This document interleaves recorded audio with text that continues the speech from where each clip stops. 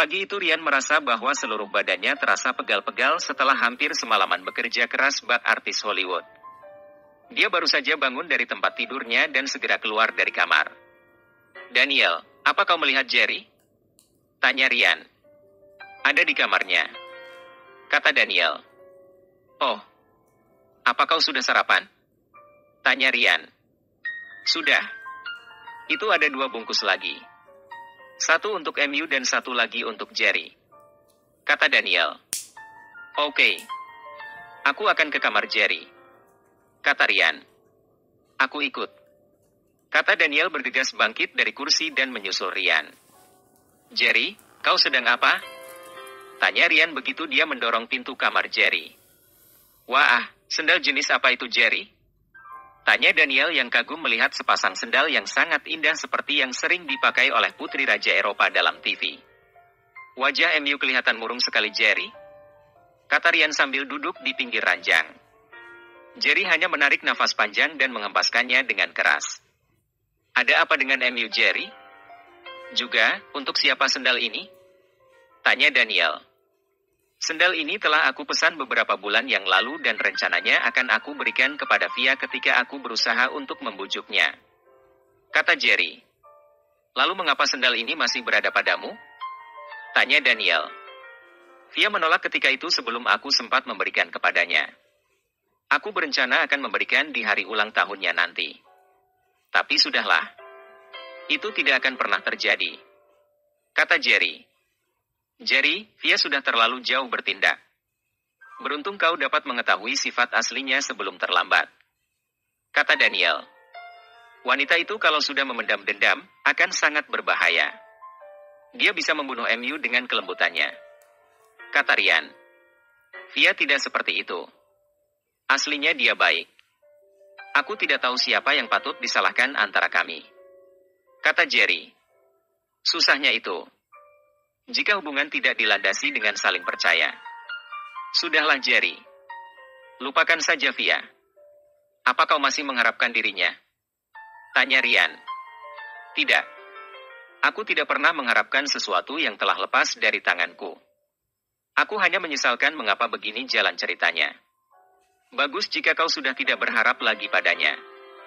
Hanya satu pesanku Jerry, kau harus lebih berhati-hati lagi ke depannya," kata Rian memperingatkan. "Ya, aku tahu pasti ke depannya akan semakin sulit. Musuhku berada di mana-mana. Aku hanya percaya kepada kalian dan Arslan," kata Jerry. "Saat ini kita semakin sering berurusan dengan orang-orang dari keluarga Patrick. Kita beruntung memiliki orang-orang yang siap tempur. Jika tidak, entah apa jadinya Star Hill ini," kata Rian. "Daniel, apa kau telah menjenguk Herman?" tanya Jerry. "Sudah. Saat ini dia sedang menjalani rehabilitasi. Dokter bilang kalau jenis obat yang dia pakai itu pengaruhnya sangat kuat. Untung saja Herman tidak mati," kata Daniel. "Syukurlah. Mahasiswa yang lainnya juga perlu direhabilitasi. Aku khawatir ketika mereka tidak mendapatkan dosis, mereka akan stres yang berujung bunuh diri," kata Jerry. "Kau perintahkan saja kepada Tuan Ronald agar merundingkan masalah ini dengan Pak Robert," kata Rian. "Iya. Seharusnya memang begitu," kata Jerry. Seorang lelaki berusia sekitar 30-an menaiki sepeda motornya melewati lampu merah di jalan Country Home dan berbelok ke kiri memasuki jalan menuju perumahan sederhana di kawasan itu. Begitu dia menemukan rumah yang dia cari, dia segera turun dari sepeda motornya dan melangkah menuju pintu lalu mengetuknya. Tak selang berapa lama, keluarlah seorang lelaki baik rambut dan kumisnya sudah berwarna 2. Lelaki tua itu menyipitkan matanya berusaha mengenali lelaki yang mengetuk pintu rumahnya tadi. "Arslan, kaukah itu?" tanya lelaki itu. "Benar Pak Ramos. Ini adalah aku Arslan," jawab lelaki yang ternyata adalah Arslan itu. "Bagaimana keadaan Putri MU Arslan? Aku dengar kau kesusahan ketika itu untuk membayar biaya rumah sakit?" tanya Pak Ramos. "Aku beruntung ditolong oleh orang baik, Pak. Sekarang putriku baik-baik saja. Dia tidak bersamaku karena harus bersekolah di Star Hill," kata Arslan menjawab pertanyaan dari Pak Ramos. "Oh, ayo masuk dulu," ajak Pak Ramos. Terima kasih Pak. Maafkan aku Arslan karena tidak bisa membantu MU. Ini karena ketika itu ada Sandiego di sana. Ah, tidak apa-apa Pak. Aku tidak menyalahkan MU. Kata Arslan sambil melihat sekitar ruangan itu. Sepi sekali Pak. Mana ibu? Tanya Arslan heran karena dari tadi dia tidak melihat istri Pak Ramos. Oh, itu. Itu apa Pak? Apakah telah terjadi sesuatu? Tanya Arslan yang heran melihat wajah Pak Ramos tiba-tiba murung. Istri, anak serta cucuku saat ini sedang disekap oleh Sandiego. Dia telah memerintahkan anak buahnya Rudolf untuk menahan keluargaku di satu tempat yang aku tidak tahu. Kata Pak Ramos sambil menarik nafas berat. Aneh. Mengapa Sandiego menyekap mereka, Pak? Apakah Anda telah melakukan kesalahan? Tanya Arslan sambil mengernyitkan keningnya. Ini semua sama seperti ketika kau masih menjadi petarung dulu. Apakah Sandiego menyandra keluarga Bapak demi tujuan pertarungan? Tanya Arslan. Begitulah Arslan. Hanya saja bedanya adalah, kau dulu dipaksa untuk menang. Namun kali ini aku dipaksa melakukan kecurangan agar anak asuhku kalah dalam pertarungan itu. Jawab Pak Ramos. Aneh. Kata Arslan. Tidak ada yang aneh anakku. Ini semua adalah bisnis. Baginya yang terpenting adalah uang. Maaf Pak. Apakah Anda bisa menceritakan sedikit kepadaku maksud Sandiego ini? Pinta Arslan ingin tahu cerita yang sebenarnya. Begini Arslan. Anak sah Robin Patrick bernama Hiden ingin menantang Rico bertarung di arena. Jadi, Robin memanfaatkan pertarungan ini demi tujuan mendapatkan sebanyak-banyaknya uang. Sudah pasti para petarung akan bertarung untuk kemenangan Rico. Jika Rico menang, maka sudah pasti mereka akan mengalami kerugian besar. Kata Pak Ramos. Jadi, apa hubungannya dengan keluarga Anda, Pak? Tanya Arslan. Rico menolak untuk kalah. Inilah yang menyebabkan Sandiego bermain secara kotor.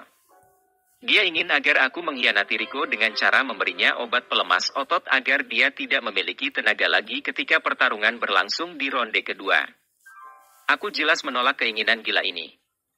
Dan akhirnya Sandiego menculik keluargaku agar aku mau menuruti keinginannya. Kata Pak Ramos menjelaskan. Kotor sekali Sandiego ini. Terakhir kali, di mana Bapak melihat mereka membawa keluarga MU, Pak? Tanya Arslan. Di kantor Arsen, tepatnya di ruangan lain dalam ruangan kerja Sandiego. Kata Pak Ramos. Aku harus memberitahukan berita ini kepada Jerry. Kata Arslan sambil mengeluarkan ponselnya. Arslan, siapa Jerry ini? Tanya Pak Ramos. Pak, bisakah Anda menjaga rahasia? Tanya Arslan sedikit ragu-ragu. Mengapa Arslan? Apakah kau sudah tidak mempercayaku lagi? Tanya Pak Ramos. Jerry ini adalah sahabat baik Rico. Hanya dia saat ini yang bisa kita harapkan untuk menolong Rico sekaligus membebaskan istri, anak serta cucu MU, Pak. Kata Arslan. Apakah Jerry ini sekuat itu? Tanya Pak Ramos dengan nada meragukan. Apakah Anda pernah mendengar nama perusahaan Future of Company, Pak? Tanya Arslan. Ya. Hampir seluruh kawasan country home ini berada dalam naungan perusahaan itu. Kata Pak Ramos. Jerry ini adalah pemilik perusahaan Future of Company itu. Apakah dia adalah Jerry William yang misterius itu? Tanya Pak Ramos sambil membelalakan matanya. Benar Pak. Harap Anda menjaga rahasia ini agar tidak sampai bocor. Kata Arslan. Cepatlah kau beri kabar kepada Tuan Jerry ini. Pertarungan antara Hiden dan Rico ini akan diadakan tanggal 1 bulan depan ini. Kata Pak Ramos. Benarkah, Pak? Gawat. Berarti kita hanya punya waktu 5 hari lagi. Kata Arslan. Tolonglah Arslan. Di samping aku mengkhawatirkan keselamatan keluargaku, aku juga sangat mengkhawatirkan keselamatan Rico juga. Aku sudah menganggapnya sebagai anakku sendiri. Kata Pak Ramos. Tenanglah, Pak. Aku akan mengadukan hal ini kepada Jerry. Kata Arslan sambil menenangkan ketegangan di wajah Pak Ramos.